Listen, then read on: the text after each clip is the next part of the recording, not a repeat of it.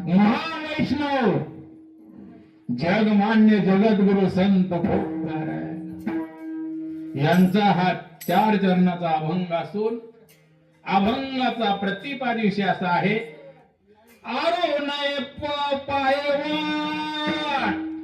Cut cut सोशेना. म्हणजे तुकोबर ह्या अभंगामध्ये सांगतात, कारण का हा अभंग निर्णय या प्रकरणामधला अभंग आहे.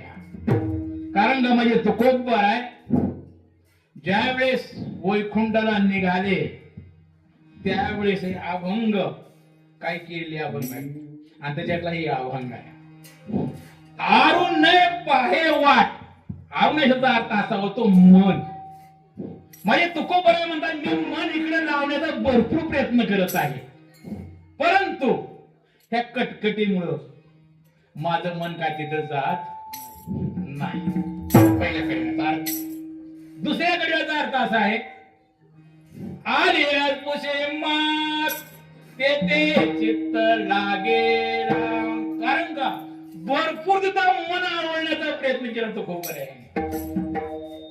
परंतु तिथं चित्त राहीच ना.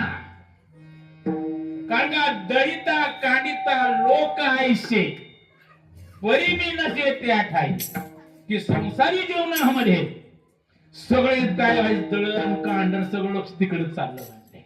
कारण का परमार्थाकडे लक्ष लागणं म्हणे तो गोबर आहे.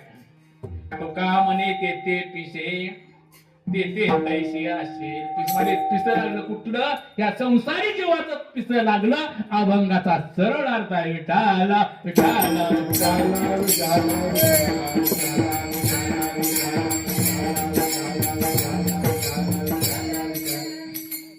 वारकरी नियमाप्रमाणे थोडा पर्याय द्यायचा असतो.